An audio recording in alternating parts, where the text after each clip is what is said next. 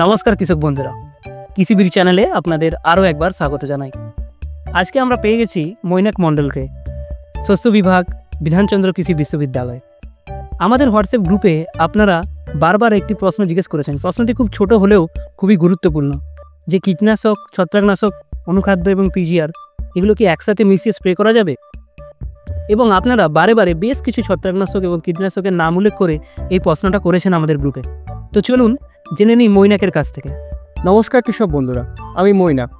আজকের ভিডিওটা শেষ পর্যন্ত দেখলে এই বিষয়টি আপনাদের কাছে একেবারে ক্লিয়ার হয়ে যাবে, আর অন্য কোনো ভিডিও দেখার বা অন্য কোথাও জিজ্ঞাসা করারও প্রয়োজন পড়বে না।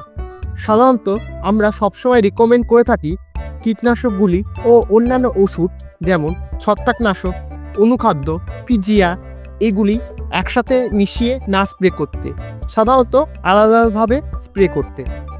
কিন্তু আপনাদের যাদের অনেক বড় জমি আছে সেখানে আপনাদের বারবার স্প্রে করতে হয়, যে কারণে আপনাদের খরচা অনেক বেড়ে যায়।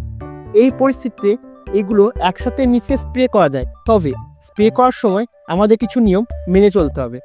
প্রথমত, সবগুলো ওষুধ সামান্য পরিমাণে জলে মিশিয়ে দেখে নিন যে উপাদানগুলি ভালোভাবে জলে মিশেছে কিনা।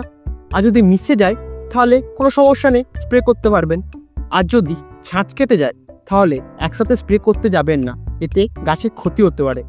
সমস্ত ওষুধগুলি একসাথে মেশানোর পর এবার আপনি হাতে সেগুলো একটু দেখে নিন যে কোনো তাপ উৎপন্ন হচ্ছে কিনা। যদি তাপ উৎপন্ন না হয় তাহলে আপনি নিশ্চিন্তে স্প্রে করতে পারবেন। এরপর সবগুলো চেক করা হয়ে গেলে প্রতিটা ওষুধ আলাদা আলাদা করে পরিমাণ মতো জলে গুলে নিন, তারপর ড্রামে ঢালুন এবং ভালোভাবে মিশিয়ে নিন।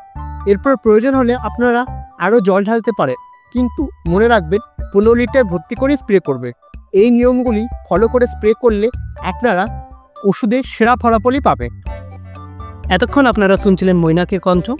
ধন্যবাদ মৈনাককে, টিম কৃষিবীরের পক্ষ থেকে। কৃষিবীর টিম থেকে আমি শুভঙ্কর। কৃষিবীর, আপনার সমস্যা আমাদের সমাধান।